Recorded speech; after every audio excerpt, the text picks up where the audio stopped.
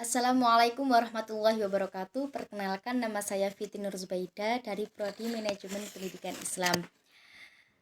Di sebuah podcast ini saya sedikit berbicara atau sedikit menjelaskan tentang pengertian perpustakaan.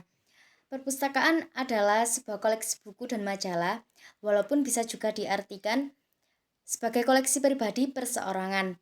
Namun, perpustakaan lebih umum dikenal sebagai sebuah koleksi besar yang dibiayai dan dioperasikan oleh sebuah kota atau institusi serta dimanfaatkan oleh masyarakat rata-rata kurang mampu membeli sekian banyak buku dengan biaya sendiri. Saat ini ada beberapa perpustakaan yang menjadikan perpustakaan sebagai tempat penyimpanan dan tempat akses ke percetakan atau hasil seni lainnya, seperti mikrofilm, tape audio, CD, tape video, dan DVD.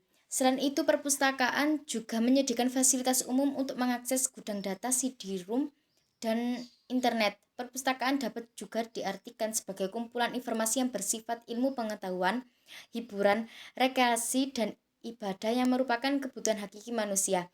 Perpustakaan berfungsi sebagai wahana pendidikan, penelitian, pelestarian, informasi, dan rekreasi untuk meningkatkan kecerdasan dan keberdayaan bangsa. Dalam hal ini, fungsi pendidikan dimaksudkan dengan mewujudkan perpustakaan yang mampu untuk meningkatkan kegemaran membaca penggunanya. Perpustakaan juga mempunyai manfaat untuk mempercepat penguasaan teknik membaca, melatih peserta belajar pada arah tanggung jawab ilmiah dan teknologi, membantu guru untuk menemukan sumber-sumber pembelajaran, membantu seluruh elemen pendidikan di dalam mengikuti perkembangan ilmu pengetahuan. Berikut ada beberapa macam-macam perpustakaan. Yang pertama, perpustakaan sekolah. Perpustakaan yang paling kita kenal karena letaknya yang berada di lingkungan sekolah mempunyai fungsi untuk membantu sekolah mencapai tujuan khusus sekolah dan tujuan pendidikan pada umumnya dalam bentuk penyediaan bahan pustaka sebagai informasi pembelajaran, rekreasi, budaya, dan sebagainya. Tujuan dari perpustakaan sekolah berbeda-beda tergantung dari lembaga induknya atau sekolah yang bersangkutan. Misalnya, sekolah berbasis keagamaan atau madrasah akan memerlukan bahan belajar dengan tema agama yang disediakan di perpustakaan. Beda dengan perpustakaan sekolah negeri yang lebih menyediakan koleksi yang mendukung kurikulum. Yang kedua, perpustakaan perguruan tinggi. Terdapat perbedaan antara perpustakaan sekolah dan perpustakaan perguruan tinggi yang terletak pada pemberian jasa dan bentuk informasinya. Jika di perpustakaan sekolah, pustakawan adalah jembatan antara guru dan murid, artinya perpustakaan hanya menyediakan informasi yang telah disediakan. Sedangkan di perpustakaan perguruan tinggi, pustakawan, dosen, dan mahasiswa memiliki peran yang sama, yaitu sebagai pencari informasi. Yang ketiga, perpustakaan umum. Perpustakaan yang dikelola oleh dana umum dengan tujuan melayani masyarakat umum.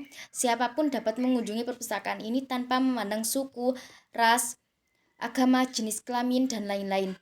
Perpustakaan ini penting dalam pelestarian kehidupan budaya dan pendidikan masyarakat sekitarnya. Yang keempat, perpustakaan keliling.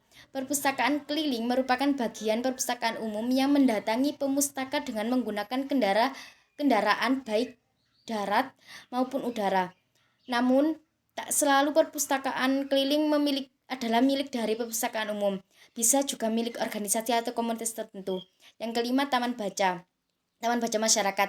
Taman baca masyarakat ini perpustakaan skala kecil yang biasanya terdapat di lingkungan masyarakat baik RT, RW, ataupun perumahan.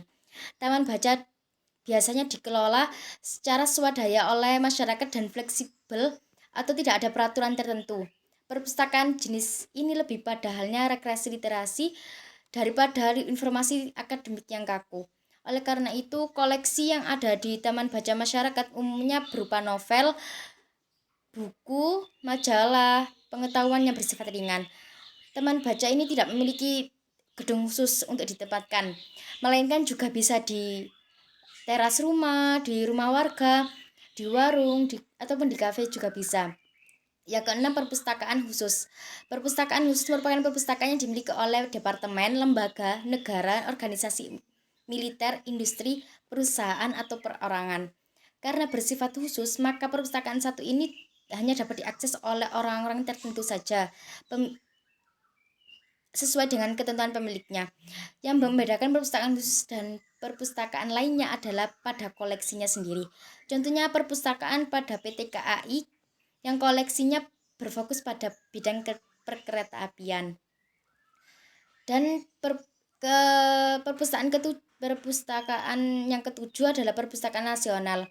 Perpustakaan ini memiliki kewajiban yang berat, yakni kewajiban untuk menyimpan setiap pustaka yang diterbitkan di sebuah negara, mengumpulkan bahan pustaka terbitan lain, menyusun daftar buku yang diterbitkan di suatu negara menjadi pusat informasi negara yang bersangkutan sebagai pusat peminjaman perpustakaan antar negara, dan tugas tambahan yang lain seperti penerjemah, pelestarian budaya, dan yang terakhir perpustakaan internasional. Perpustakaan internasional ini merupakan perpustakaan yang didirikan oleh dua atau lebih dalam suatu negara yang merupakan bagian dari sebuah organisasi internasional.